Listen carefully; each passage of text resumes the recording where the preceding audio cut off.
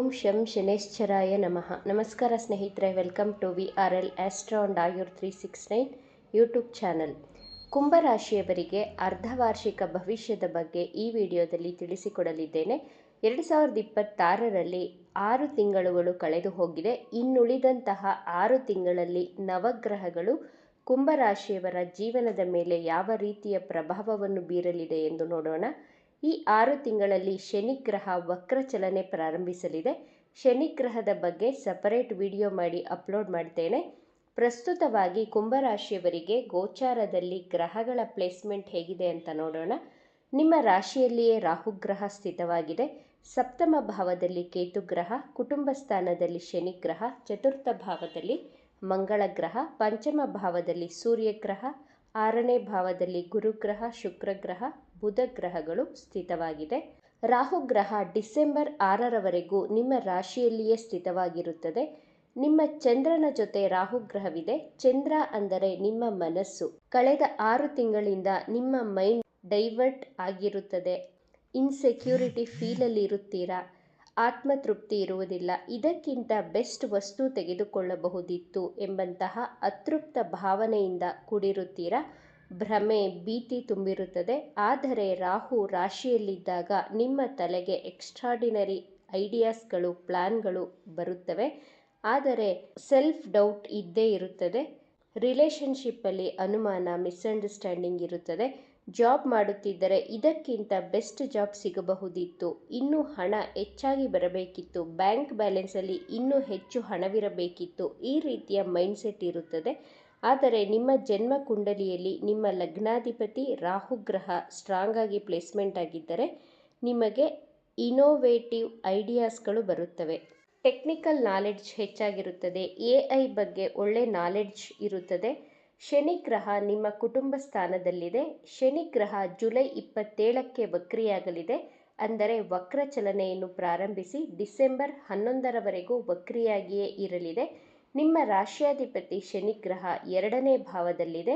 ನಿಮ್ಮ ಫ್ಯಾಮಿಲಿಯಲ್ಲಿ ನೀವು ಮಾತನಾಡಿದರೆ ಇಷ್ಟ ಆಗುತ್ತಿರಲಿಲ್ಲ, ನೀವು ಮಾತನಾಡಿದರೆ ತಪ್ಪಾಗಿ ಅರ್ಥ ಮಾಡಿಕೊಳ್ಳುತ್ತಿದ್ದರು, ನೀವೇನಾದರೂ ಡ್ರಿಂಕ್ಸ್ ಮಾಡುತ್ತಿದ್ದರೆ, ಸ್ಮೋಕ್ ಮಾಡುವವರಾಗಿದ್ದರೆ ಜುಲೈ ತಿಂಗಳಿಂದ ಈ ದುಶ್ಚಟಗಳನ್ನು ಆದಷ್ಟು ಕಡಿಮೆ ಮಾಡಿಕೊಳ್ಳುತ್ತೀರಾ. ನಿಮ್ಮ ಮಾತಿನಲ್ಲಿ ಕಂಟ್ರೋಲ್ ಬರಲಿದೆ. ಯೋಚಿಸಿ ಮಾತನಾಡಲು ಸ್ಟಾರ್ಟ್ ಮಾಡುತ್ತೀರಾ. ಗುರುಗ್ರಹದ 9ನೇ ದೃಷ್ಟಿ ನಿಮ್ಮ 2ನೇ ಭಾವಕ್ಕೆ ಬೀಳುತ್ತಿದೆ. 2ನೇ ಭಾವವನ್ನು ವಾಕ್ಸ್ಥಾನ ಎಂದು ಕರೆಯಲಾಗಿದೆ. ಗುರುವಿನ ದೃಷ್ಟಿ ನಿಮ್ಮ ವಾಕ್ಸ್ಥಾನಕ್ಕೆ ಬೀಳುತ್ತಿರುವುದರಿಂದ ಯೋಚಿಸಿ ಸಮಾಧಾನವಾಗಿ ಮಾತನಾಡುತ್ತೀರಾ. ನಿಮ್ಮ ಕುಟುಂಬದಲ್ಲಿರುವಂತಹ ಮಿಸ್ಅಂಡರ್ಸ್ಟ್ಯಾಂಡಿಂಗ್ ಕಡಿಮೆಯಾಗಿ ಸಾಮರಸ್ಯ, ಹೊಂದಾಣಿಕೆ ಬರಲಿದೆ. ನಿಮ್ಮ ಬ್ಯಾಂಕ್ ಬ್ಯಾಲೆನ್ಸ್ ವೃದ್ಧಿಯಾಗಲಿದೆ. ಕುಂಭರಾಶಿಯವರ ಆರೋಗ್ಯದ ಬಗ್ಗೆ ನೋಡುವುದಾದರೆ 6ನೇ ಭಾವದಲ್ಲಿ ಗುರುಗ್ರಹ, ಶುಕ್ರ, ಬುಧ ಗ್ರಹಗಳಿವೆ. ಮಂಗಳ ಗ್ರಹ 4ನೇ ಭಾವದಲ್ಲಿದೆ.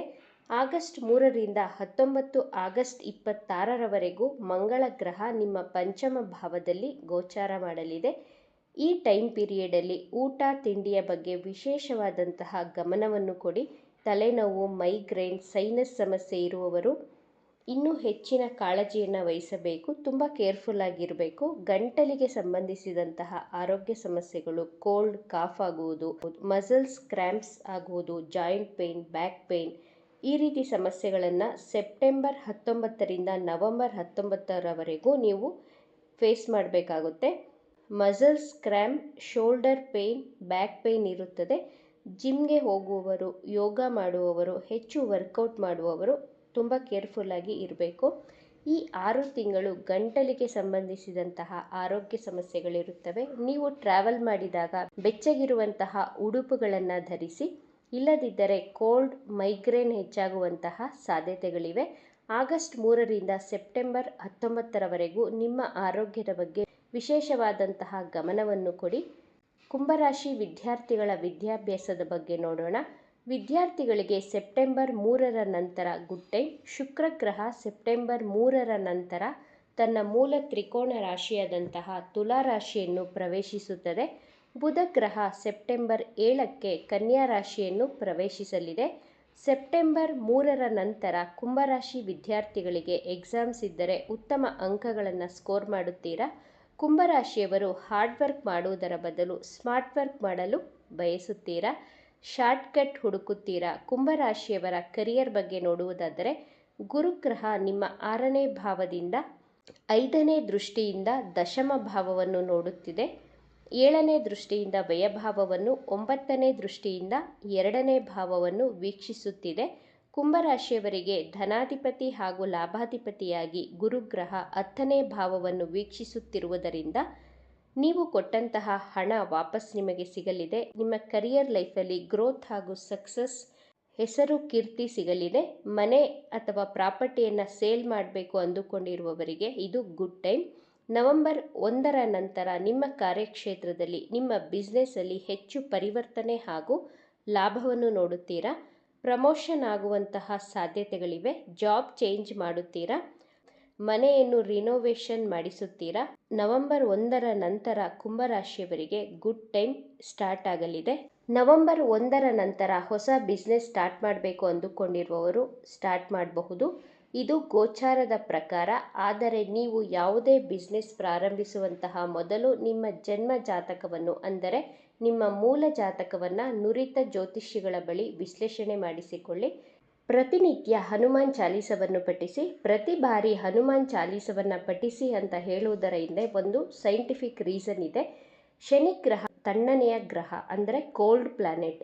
ನಿಮ್ಮ ರಾಶ್ಯಾಧಿಪತಿ ಶನಿ ಗ್ರಹನೇ ಆಗಿರೋದ್ರಿಂದ ಕುಜಗ್ರಹ ಅಗ್ನಿತತ್ವ ಗ್ರಹ. ನೀವು ಹನುಮಾನ್ ಚಾಲೀಸವನ್ನು ಪಠಿಸುವುದರಿಂದ ನಿಮ್ಮಲ್ಲಿರುವಂತಹ ವಾತ, ಆಲಸ್ಯ ಕಡಿಮೆಯಾಗಿ ಅಗ್ನಿತತ್ವ ಜಾಗೃತವಾಗುತ್ತದೆ. ಅಂದರೆ ಅಗ್ನಿತತ್ವ ಫೈರ್ ಎನರ್ಜಿ ಆಕ್ಟಿವೇಟ್ ಆಗುತ್ತದೆ. ಅಗ್ನಿತತ್ವ ಜಾಗೃತವಾದರೆ ನೀವು ತುಂಬ ಎನರ್ಜೆಟಿಕ್ ಆಗಿ ಕೆಲಸ ಮಾಡುತ್ತೀರಾ. ಕೆಲಸ ಮಾಡಿದಾಗ ಆಬ್ವಿಯಸ್ಲಿ ಹಣ ಬಂದೇ ಬರುತ್ತದೆ. ಇದೇ ಸೈಂಟಿಫಿಕ್ ರೀಸನ್. ಪ್ರತಿನಿತ್ಯ ಸೂರ್ಯನಿಗೆ ತಪ್ಪದೆ ಜಲದ ಅರ್ಘ್ಯವನ್ನು ಕೊಡಿ. ಹನುಮಾನ್ ಚಾಲೀಸವನ್ನು ತಪ್ಪದೆ ಪಠಿಸಿ. ಎಲ್ಲವೂ ಶುಭವಾಗುತ್ತದೆ. ಈ ವಿಚಾರಗಳು ನಿಮಗೆ ಇಷ್ಟ ಆಗಿದ್ದರೆ ನಮ್ಮ ಚಾನಲನ್ನು ತಪ್ಪದೆ ಸಬ್ಸ್ಕ್ರೈಬ್ ಮಾಡಿಕೊಳ್ಳಿ. ಈ ವಿಡಿಯೋಗೆ ಒಂದು ಲೈಕ್ ಕೊಡೋದನ್ನು ಮರಿಬೇಡಿ. ಈ ವಿಡಿಯೋವನ್ನು ನಿಮ್ಮ ಫ್ರೆಂಡ್ಸ್ ಆ್ಯಂಡ್ ಫ್ಯಾಮಿಲಿ ಗ್ರೂಪಲ್ಲಿ ಹೆಚ್ಚು ಶೇರ್ ಮಾಡಿ. ನಿಮ್ಮ ಅಭಿಪ್ರಾಯಗಳನ್ನು ತಪ್ಪದೇ ಕಮೆಂಟ್ ಮಾಡಿ. Thank you friends.